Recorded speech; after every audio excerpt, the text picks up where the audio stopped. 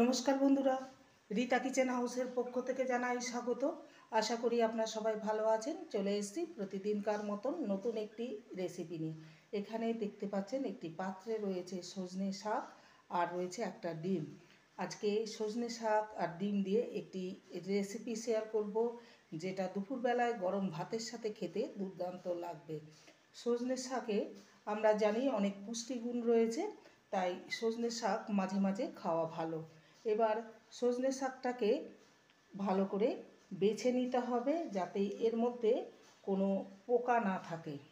যেহেতু বর্ষাকালে সজনে শাকে পোকা থাকতে পারে। এটা আমার গাছের সজনে শাক, ভালো করে দেখে বেছে নিয়ে এসেছি। প্রথম থেকে শেষ পর্যন্ত দেখতে থাকুন, আশা করি আপনাদের ভালো লাগবে। এবারে সজনে শাকটাকে আমি বেছে নেব।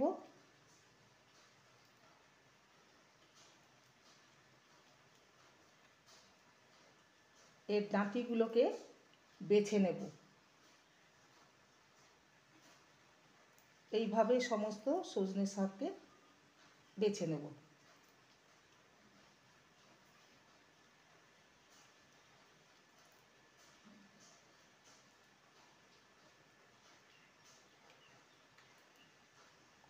এইভাবে বেছে নেব। সজনে শাকটাকে ভালো করে বেছে নিয়েছি, দিয়ে জল পাল্টে পাল্টে ভালো করে ধুয়ে নিয়েছি 3 থেকে 4 বার। এবার এটাকে সামান্য জলে ভাপিয়ে নেব। কড়াইতে সামান্য পরিমাণে জল দিয়েছি, আর সামান্য একটুখানি আমি বেকিং সোডা দেব, যাতে শাকটা নরম হয়ে যায়। এর থেকে বেশি দেওয়া যাবে না, তাহলে শাকটা পুরো গলে যাবে। ভালো করে নেড়ে নিয়ে শাকটাকে দিয়ে দেবো।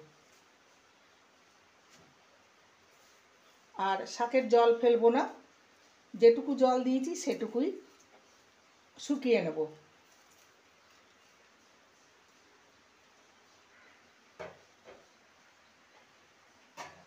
এবার ঢাকা দিয়ে দেবো, ভালো করে নেড়ে নিয়ে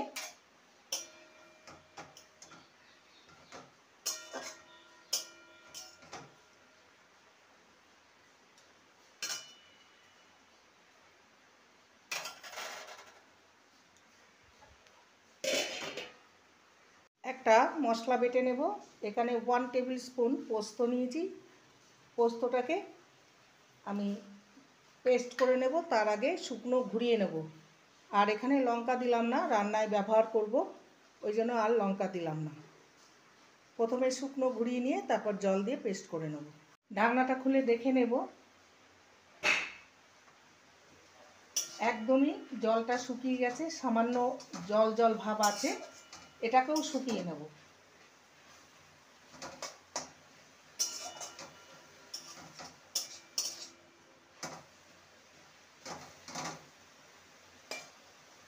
শাক থেকে সম্পূর্ণ জল শুকিয়ে গেছে, এবার এটাকে নামিয়ে নেব।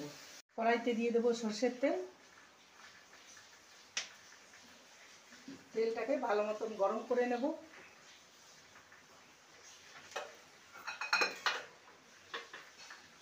প্রথমে আলুটাকে ভেজে তুলে নেব।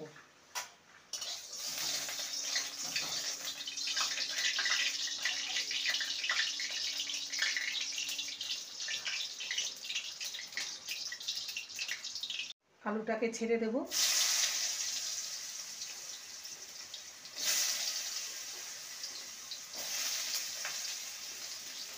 এখানে ছোট ছোট দুটো আলু নিয়েছি।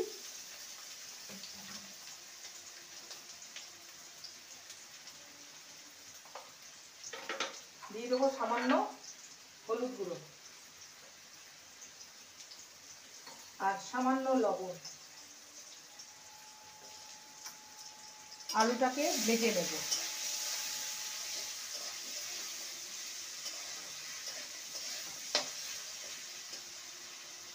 আলুটাকে ভালো করে ভেজে নিয়েছি, একদম সিদ্ধ করে নিয়েছি।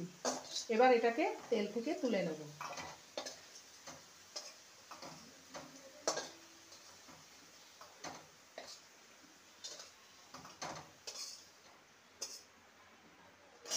এবারে যে ডিমটাকে নিয়েছি একটা ডিম, সেটাকে ডিমের ভুজিয়া তৈরি করে নেব।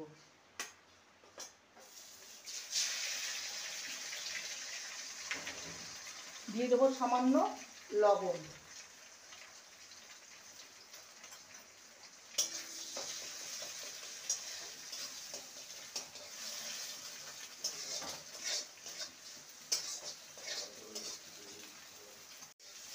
ডিমের ভুজিয়াটা তৈরি হয়ে গেছে, এবার এটাকে নামিয়ে নেব।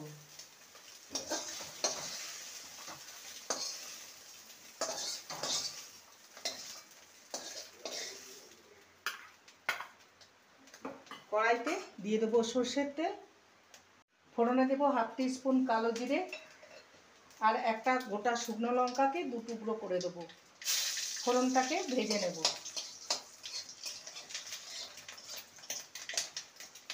ফোড়নটা ভাজা হয়ে গেছে, এবারে নিয়েছি রসুন কুচি, রসুনটাকে দিয়ে দেবো। রসুনটাকে ভেজে নেব।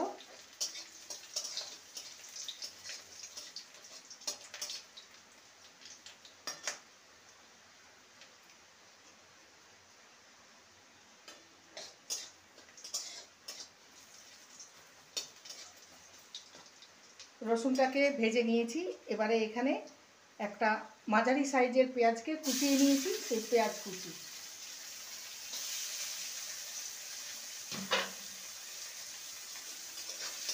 পেঁয়াজটাকে হালকা ভেজে নেব।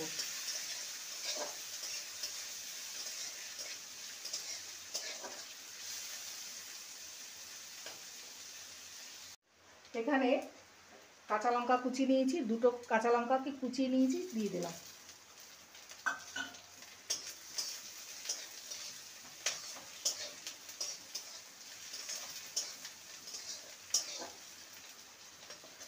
পেঁয়াজটা ভাজা হয়ে গেছে, এবার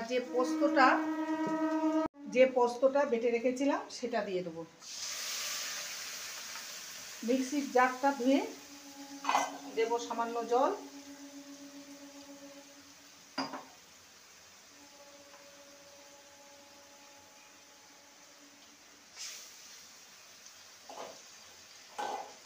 ভালো করে নেড়ে নেব।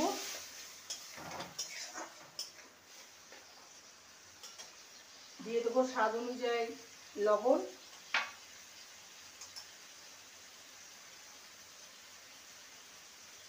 আর হলুদ গুঁড়ো।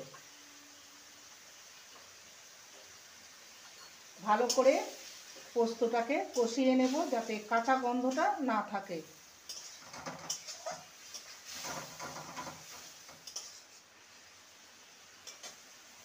এবারে স্বাদের ব্যালেন্সের জন্য দিয়ে দেবো চিনি।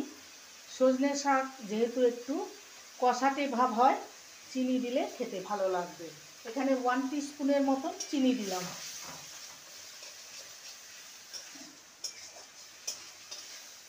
এবারে ভেজে রাখা আলু আর ডিমের ভুজিয়াটা দিয়ে দেবো।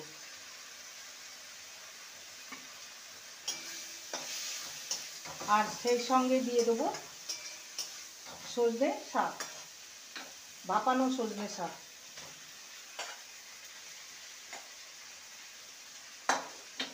ভালো করে নেড়ে নেব।